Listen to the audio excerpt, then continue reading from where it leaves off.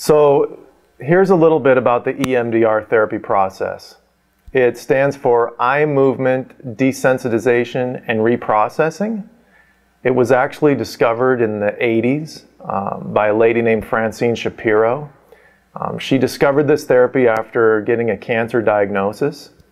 And as it happened, she ended up finding herself walking through a park along the sidewalk. And as she was walking down the sidewalk, she realized that even though she had this cancer diagnosis that she was aware of, that it no longer was bothersome to her emotionally. And so she made it her ambition to figure out what was behind that. Why did that emotional disturbance get desensitized?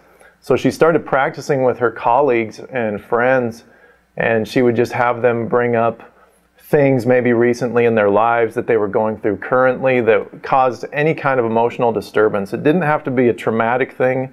It just had to be something where they could feel some sort of distress emotionally.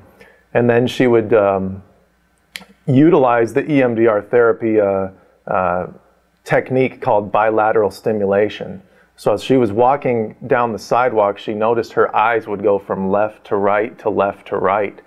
And as she was doing that, she figured, well, maybe there's something with this bilateral stimulation that is desensitizing my emotional vigilance with this particular memory. And as she practiced with her colleagues, she noticed that it helped them to not be disturbed by these emotional things. And so what it does, EMDR works with clients to help them actually transform emotional disturbances into emotional healing and strength. And so what works best for EMDR therapy is a client who comes in who's highly motivated, but at the same time they are stuck in an emotional place and they want to get better. They just may not have currently a way of overcoming their problem with all of their own coping mechanisms. They may have come into therapy thinking they've tried everything, maybe for years, and they just kind of still stay stuck on this emotional thing, and they want to work through it. And people who know really what they want to work on as they're coming in for therapy typically improve faster and get better therapy results faster. Common issues that are addressed with EMDR therapy include anger, anxiety, panic, grief, depression, minor traumas or major traumas. Some examples of that could be car accidents, physical, emotional, sexual abuses. It could be obsessive compulsive tendencies, emotional blocks in relationships. The applications are really vast, and it's really hard to say whether or not EMDR would be a good fit of a therapy for a particular client until we've had a chance to discuss their problem briefly over the phone.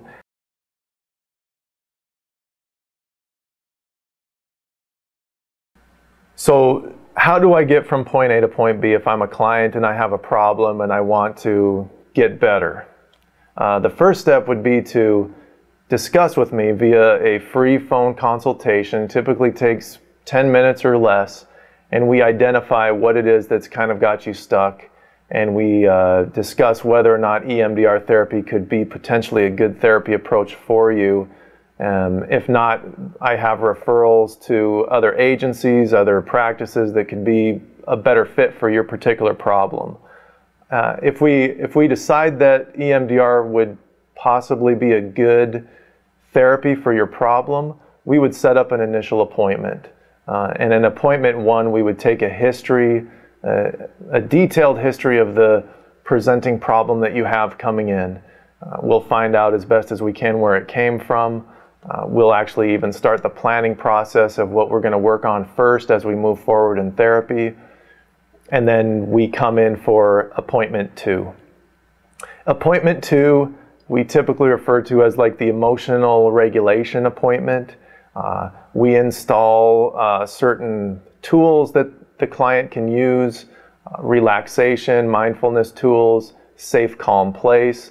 These are all tools that help a client to get their mind and their emotional connection starting talking to each other so that we can actually get a good feel for example, if I got upset over something that happened this week, I also now am aware of where I feel that upsetness inside my body, head to toe somewhere. And so by appointment 2, we're practicing getting in tune with our mind and emotional connection. As soon as appointment 3, for most clients, there is the beginning of the EMDR treatment process.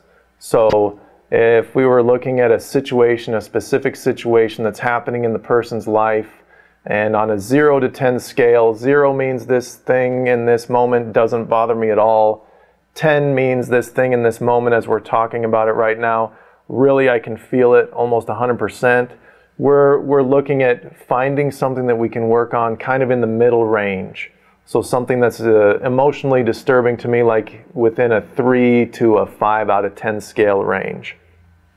And then we begin the EMDR processing. And how EMDR works is it rewrites the old script of what that memory means to your brain by replacing it with a new script. So the thing that was bothersome to the person is always going to be remembered by the brain. The brain is always going to have a history of, my life and what's happened to me and the specific situations I've been in. However, after the EMDR processing has occurred effectively, the brain has now rewritten the script on that memory so that it's actually not a bothersome experience, and in fact, the brain interprets that experience as something that can be learned from and something that can, that a person can achieve growth from and move forward in their life, so that this emotional experience is no longer holding them back. While a person is in the midst of processing on a disturbing memory or something that we have contracted that we're going to work on together, the person may experience emotions, different images going through their brain, different thoughts going through their brain as the desensitization process is happening. And as the desensitization process happens, we're going from kind of like we were talking earlier, when we find something that's in the middle range, like a 3 to 5 out of 10 scale, we know we're not done processing that particular memory until we get the number down to a 0 or as close to a 0 as possible, until the client can say, yes, this thing that we worked on today is no longer bothersome to me. It no longer holds me back emotionally. And so it's basically remembered in a different way. After a EMDR session, a client usually needs about 24 hours for the brain to kind of reassociate the new meaning of the memory so that it fully replaces the old meaning of the memory.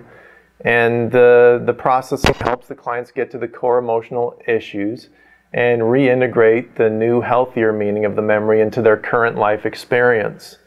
And what this is essentially doing is it's giving the brain an opportunity to get past the blockage and to start healing itself from the emotional disturbance.